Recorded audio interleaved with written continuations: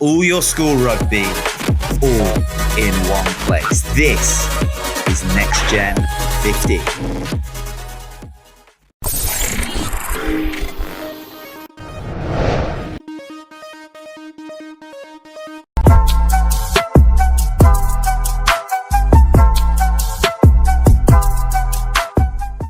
Alright guys, welcome to Next Gen 15, and in the final part of our 2022 recruit series, we are going to be looking at the Western Province Junior recruits for 2022. So if you're new to our channel, please don't forget to click that subscribe button as well as bell notification, and as soon as new videos are released, you'll be the first to know.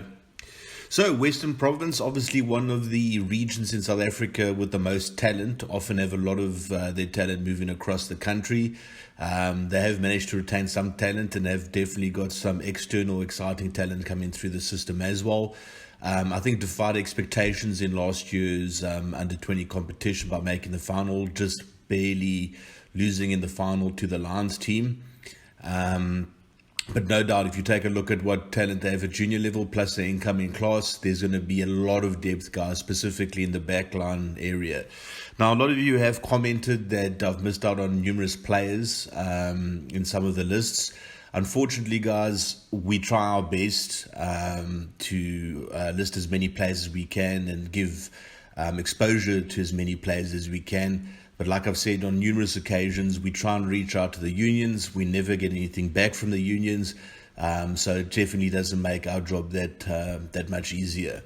But anyway, let's get into the list of the players that we have got confirmed that have signed for Western Province for the 2022 season. So first up, Bruce Campbell, Bishop's boy, very good backline player, very solid under high ball. A lot of pace, someone that could have done with a bit more of a longer season, but I think, obviously Western Province selectors saw enough of him. Definitely someone to keep an eye out for. The Bishop's backline last year was absolutely devastating, guys, and he was definitely a key part of that. So let's see how he gets on this year. It's going to be very difficult because there's a lot of competition, but that goes for all the backline players. Diego Cupido, Help McCall boy, long been part of the EPD scene. It was definitely someone that is in the SA schools mix. Highly talented young player, very good athlete in general as well, sharing pace, capable of playing at the fullback, but I think his future at Western Province might just be on the wing. Let's see where that happens. Versatility, again, can be a blessing and a curse, but very good signing for Western Province in the sense. Hanno Wessels, very unlucky player last year. Obviously had that injury and then wasn't able to get full momentum during the season. Moved over to Paul Boys in his grade 11 year. Very, very talented centre. Would have formed a very formidable partnership, you feel, with someone like Keegan Smith or even Hakim, depending on the situation. But local boy made good, and great to see Western Province manage to retain some of their top level talent. Henny Sieberhagen, it was a weird one because Henny was one of the form locks in the country last year and was offered a contract very late in the game. I honestly expected all the major unions to be after him. Made the SA under 18 team. No doubt he deserved his place there. Part of that excellent tight five at Paul Gym last year. Very, very happy for Henny, and I think he's going to thrive. Very underrated player, in my opinion. Imad Khan, another unlucky player, and the reason why I say he's unlucky is because of the quality of scrum off last year. With Caleb Abrahams and Neil LaRue, both almost generational players. Imad was definitely the surprise package. He's always been a very talented player, very special player. But, just part of like a golden generation of scrum halves, which means that it was difficult for him to, you'd think to be a starter for SA schools, especially with those two sort of in front of him in the pecking order. But what a season he had. I mean, if you look at form, you could even argue that he was probably on form, one of the best, if not the best scrum half in the country last year. I think he surprised a lot of people with his form. I think he's going to get fast-tracked through the Western Province system extremely quickly. The rate of improvement from grade 11 to grade 12 was absolutely amazing. And I think if he continues on that development, he could make that Western Province / Stormers jersey his own very, very soon. Excellent player. Fantastic for Western Province that they managed to keep a player of this caliber. Then Jan Hendrik Groos. Jan Hendrik's another one of those guys from a smaller school made good. Was from Volk School in Graafrenet. Got offered scholarships throughout the country. He's a big boy, solid ball carrier, excellent loose forward. Part of the SA under 18 setup, long been part of the EPD camps. Tremendous athlete and tremendous signing for Western Province. And it just goes to show you that if you've got the talent, it doesn't matter the size of your school. There's always an opportunity for you. Next up, Johnny Roche, fly-off from Bishops, very classy fly-off.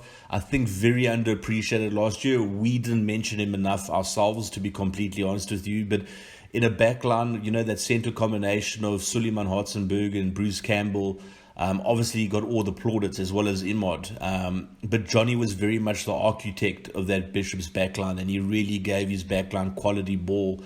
Very good kick of the ball as well. Very, very high rugby IQ. There's a lot of quality fly-offs in South Africa right now. But he's got the talent to go very far in the game. And let's just see how he develops at Western Province. I mean, you must remember that at just that province, you got Kate Volhit and Sasha Ngomazulu there already that are in the Western Province Currie Cup mix, and perhaps the Stormers mix pretty soon as well. So, tall mountain to climb for him, but, those type of challenges bring out the best in players. So it's going to be a sink or swim scenario for him, but definitely has got the talent. Then Masandem Charlie, outside back from Grey High School, very similar profile to Zondani, who was one of the stars of the Grey backline in 2019, and definitely would have been SA Schools consideration for SA for 2020. You'd think. Someone that we haven't spoken a lot about because we just simply didn't see enough of Grey High School to speak a lot about him. But, the word is very, very talented player, very hard-working player, and very, very highly rated within the structures at Western Province, and they seem to be quite excited about him. So looking forward to seeing how he gets on. Then we have Oliver Koers from Otanikwa. Otanikwa every year, that Kwagga's pack is always going to be packed full of size and strength and, just absolute monsters in that pack, and Oliver's no different. Destined to get a sort of a high-level provincial contract. Definitely has a great profile about him. Very tall player, very skillful player. And it's good to see him stay in that sort of regional days from the southwestern districts, not too far away from the Western Cape. Let's just see how he develops along the way. I think he's definitely got a very clear pathway to, not only under 19 level, but under 20 and under 21 level as well. Then Paul de Villiers, one of the elite prospects last year for Oakdale, generational team that we've spoken about many times before. Him and Phil Kleinans were absolutely devastating as a loose forward trio from a very young age. Also part of the EPD camps for quite some time. And there's rumors about him going to France, but looks like Western Province won the race to sign his signature. Just fantastic to see that he's going to be staying in the country, because we need high level talents like this to stay in the country. Then Phyllis Sunday Ngopo. This is a young boy from Sax, outside back, can play as a centre as well. I think it was, I can't remember, was it the Brackenval rugby day? I think it was, I can't remember too clearly now, but he scored a hat-trick on his debut, really announced himself on the stage. That immediately got him a contract with a pretty good agent, and marketed him pretty well. Western Province came swooped in for his signature. Very similar profile, you would say, to another Sax boy, Retabile Low. Syrian pace, good running technique, solid on defense, and no reason why you can't excel at Western Province. Then Roger Peterson, initially at Monument up in Krugersdorp, moved down to Durbanville, followed Hans Kutsia, who was obviously the mentor there at Monument for a long time. Very solid prop, been part of the EPD mix for quite some time, as well, so highly rated within South African rugby structures. Initially signed for Marties, and then obviously as the competitions expanded, naturally he got offered a contract by Western Province, and let's see how he develops. Definitely has the talent, has the pedigree, but definitely he's going to have some tough competition in front of him. Then Suleiman Hotzenberg. Suleiman is someone we named in our World Schools 15 last year. There were a few arguments there that maybe there's one or two players from Australia or New Zealand that could challenge him, but I dug my heels in. To me, there was no player like him last year. The first time I saw him play was at Western Province Rugby Day, where he absolutely tore up the Poljum defence. And when you consider the high quality level of the backline they had over there, it says a hell of a lot about Suleiman's ability. And he would have walked into SA schools in his grade 11 year, and obviously grade 12 year as well, goes without saying. Formed a very formidable midfield partnership with Bruce Sherwood, as I've discussed before many times. And like I said in the Young Guns video, we release 5 players we're going to be tracking every year. This is a player that I certainly felt very strongly about, that would become the first in the class of 2021 to put on a Springbok jersey. If he continues his development, there's no reason why he can't go all the way in the game. Very, very talented player. So thanks a lot for taking the time to watch this, guys. I know, once again, probably missed out some players. So whichever players that we missed out on, leave a comment down in the section down below. We obviously do try and give as much exposure to youngsters as we can. That's the whole reason for our existence. But what do you think of the Western Province class of 2021 and class of 2022? What do you think their prospects are this year?